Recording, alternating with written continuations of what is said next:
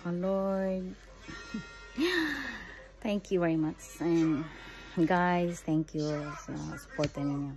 Tsaka share ko yun. Napapasalamat ako kay Lord sa anak ko na pumasa sa exam niya, interview exam para makagraduate siya ng grade 6. Kasi alam mo, talaga nagproblema ko o nag-worried ako ng anak ko.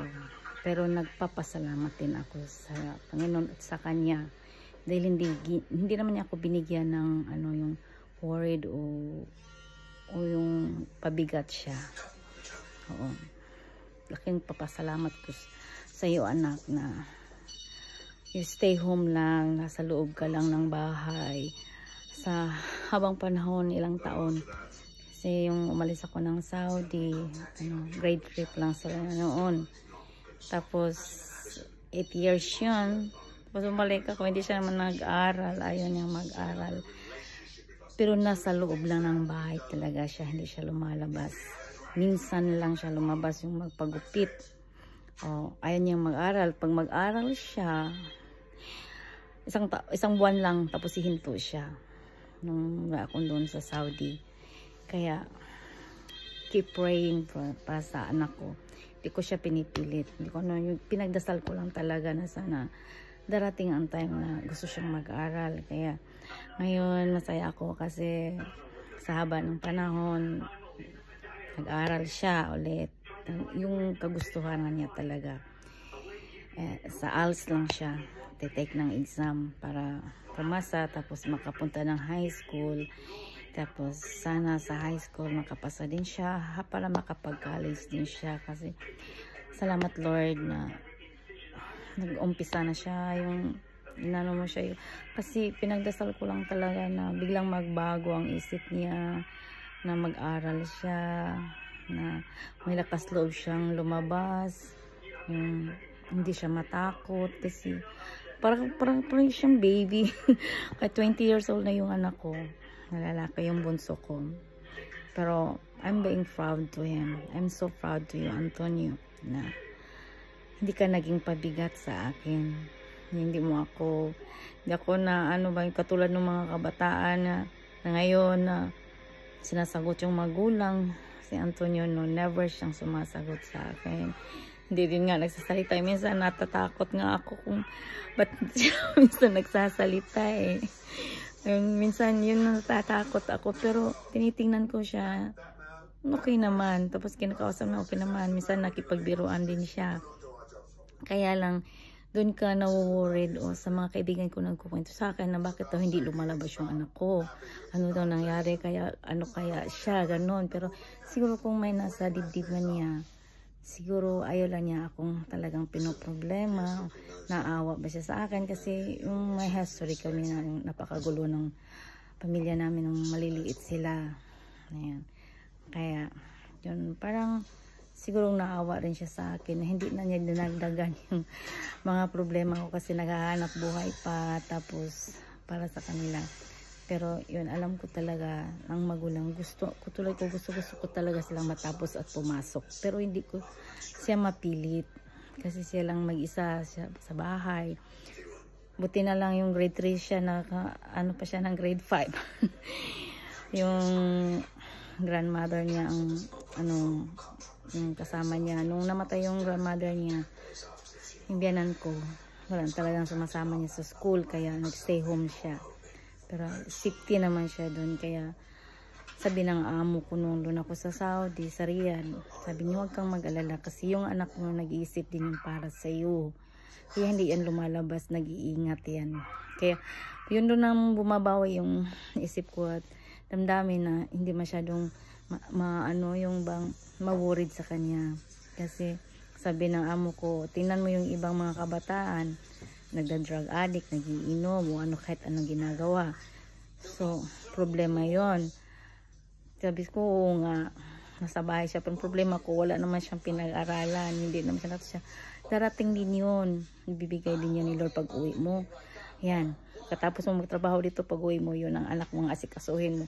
So, makapag-aral din yun. Kaya may iba namang mga paraan, sabi niya sa amo ko. Kaya yun na lang inilagay ko sa isip ko. Pero ngayon, nagpapasalamat talaga ako kay Lord kasi nung umuwi ako, 2017, nag-try din siya ng exam. Hindi siya pumasa noon. Tapos ngayon, ulit, kasi bumalik ako ng Saudi. Tapos, bumalik na naman ako sa Pinas. Tapos ngayon, nandito na naman ako sa Michigan. Iniwan ko na naman siya. Kaya naawa ako sa anak ko kasi parati ko siyang naiwan. Mula nung namatay yung papa niya, lumayo din ako kasi nagtrabaho sa ibang bansa. Sila lang naiwan, tatlong magkapatid. So, hindi naman siya naalagaan siya ng kapatid niya. Pero busy din sila sa school. Nag-aaral din yung dalawang kapatid. Kaya parang siya yung hindi ko alam kung ano nasa isip niya. Basta yun, stay home lang talaga siya. Kaya minsan natatakot kay bakit hindi lumalabas. Ayaw niya ng maraming tao. Yan. Siya lang talaga may isa. Pero may cellphone siya. Kaya naman ngayon, update naman pag may cellphone ka, may connection ka. Kaya hindi ako masyadong nag-worried. Tapos, naman siya, magaling makaintindi nga ng English eh. Yung mga lahat ng bagay, din niya kasi may cellphone naman siya. Kaya, mas may alam pa siya sa akin tungkol sa cellphone. Sabi ko, kahit ganun ang anak ko, proud na proud ako sa kanya. I'm very proud. Lalo na sa mga kapatid niyang babae din. Papasalamat ako kay Lord na kahit pa paano yung mga anak ko hindi nagbibigyan ng sakit ng ulo ko. Yung bang naawa din sila sa akin, naiintindihan ko. Kaya I'm very proud sa akong mga anak niya. Then tapos ngayon nag-graduate siya ng grade 6. So I'm very feel happiness sa akong anak. Si Antonio, congrats anak. Thank you God na sana umpisa na to na kasi binata ka na, naging like a baby ka pa rin, yung hindi ka pa na-expose ng tao. So, yan talaga siya. Takot sa babae. Lalo na takot sa babae kasi hindi siya talaga lumalabas. Hindi wala siya kausap, yung mga pinsan lang niya at saka yung kapatid niya. Yung pinsan niya nga pumupunta lang sa bahay. Yun talaga ang buhay ng anak ko. Naawa din ako sa kanya, pero ayoko rin siyang pilitin na ganun kasi naiintindihan ko siguro hindi siya masyadong nagsasalita kung ano nasa isip niya, sa damdamin niya, sana anak. Hindi ko alam. Si Lord na lang. Kaya sa lahat sa kanya, si Lord din ang kinakausap ko. Pinaubaya ko na kay Lord ang lahat para sa iyo. Pinagdasal ko na you can start your own life kasi matanda na si mama eh.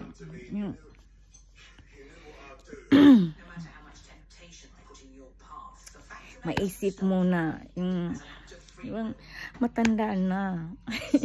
Tapos parang hindi ko alam kung anong maging buhay niya. Wala ako yung ganun. Kaya pinagdasal ko na sana enough the time na old yan, hindi na ako marunong magpagtrabaho. Meron na sariling buhay siya. Marunong na siya mag-stand sa sarili niya. Kaya yun lang talagang dinadasal ko kay Lord. Na yung lakas loob niya. Kasi may lakas loob na siya. Yung pwede na siya magtrabaho, mag-stand sa sarili niya. Kasi kahit yung mga kapatid niya, mahal siya, alagaan siya. Pero may sariling buhay din mga kapatid niya, lalo pag mag-aasawa na yung dalawa. So, naging worried ako sa anak ko, kaya yun lang talaga ang dasal ko. Anak, Antonio, go lang. Try to stand your own, fight yourself. Yeah. You need to be strong. You're a man. And I'm proud to you. You are me like me. Kahit masyadong walang alam, hindi masyadong nakikiano sa tao, pero we stand our own. Yeah? Hindi na tayo makikinig sa ibang tao, yun mga kanong mga pinagsasabi, basta we stand our own kasi hindi naman tayo nanghihingi sa iba o kahit ano. Papasalamat tayo ni Lord na binigyan din tayo niya ng yung kahit sa hirap, yung maginhawa pa rin ang hirap ng buhay. Yun, papasalamat din ako sa asawa ko. Salamat ako Lord. At lalong nagpapasalamat ako sa pamangkin ko, kay Dave at saka Mary Ann, kasi silang daan yung sa Lord, yung Panginoon, sila ang naging daan na makilala ko yung asawa ko at yung napakabait ng asawa ko. Responsible dad siya, tsaka tanggap niya yung mga anak ko, pinaplano niya pati buhay nila, ganun. Kaya papasalamat rin ako kasi yung nandun ako sa Saudi, ayoko na talagang bumalik sa Saudi kasi ang hirap ng buhay doon. Sabi ko nga, kahit lang katulong, kahit mag-asawa lang, kahit yung maging katulong ako ng asawa, at least asawa ko siya. Hindi ako dito na kakapahinga din ako kung gusto ko magpahinga. Kasi yung magtatrabaho ka, halos walang pahinga eh.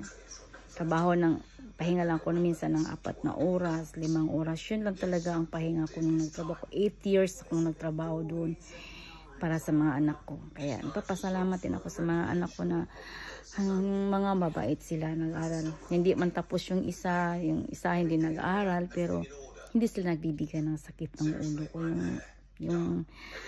Yung takot ko, yung mabait lang sila talaga kahit papaano. Yun ang pinapapasalamat ko.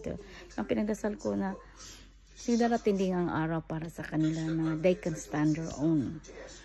Yun lang tanging feeling ko ni Lord, na makikita ko sila na may sariling buhay na sila, yung masaya na ako kahit na wala pa akong apo, pero yun, gusto ko rin magka-apo. Kaya sana makatagpo din sila ng partner nila na yung mabait at mamahalin sila. Kasi alam ko yung mga bata tayo, katulad ko noon, naranasan ko rin yung mga maling desisyon at maling tao na maano sa buhay mo. Pero yun lahat may dahilan. Yan si Lord yan. Kaya huwag tayong nagagalit minsan na nahirapan tayo kasi sa hirap, yung mga paghihirap, doon tayo naging yung yung matuto tayong tumayo sa sarili. Yan. Yun lang talaga yung maging mabait. Kaya salamat mga anak na you be like me nga. Naging mabait din kayo at masunurin at hindi kayo gumagawa ng masama kasi alam mo yung iba may pinoproblema na yung mga anak na nagdo-drugs, yan, nagiinom.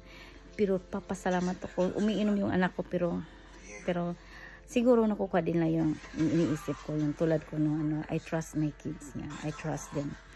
Yan. Sabi ko lang sila, huwag niyong gawin ang hindi maganda para sa inyo kasi yun din yun. Hindi ko rin pinapakita sila na yung gano'n ako. Talagang mahinahon ako. Hindi ako yung pag may na hindi gumaganti yan. Mas mabuti yung magpakumbaba. Kahit anong sabihin ng ibang tao, huwag mong pakinggan ng ibang tao dahil hindi naman sila tumutulong sa'yo sa hirap mo. Diba? Nagja-judge lang yun sila. Pero just we do the right thing. Kasi makikita din nila yun. The right thing you do. Na? Diba? Kaya thank you kayo Lord, and thank you and congratulations. Thank you sa mga mo yung pag-i-effort mo ngayon, pag-aaral mo. Tsaka salamat nga, salamat ko lipay kay ko na at least you're like a kid na kumpisa lang niyang sumasakay ng siya lang mag-isang lumabas. 20 years old ng anak ko. Pero yan, kaumpisa lang niyang sumakay ng tricycle na mag-isa, pumunta ng school na mag-isa. Ayan, I'm very very proud ng iyo anak. Kahit sa tagal na yun. Yeah, tapos ngayon dumating na. Kaya yung pinapasalamat ko talaga. Salamat Lord sa lahat ng binigay mo sa buhay ko. Yan.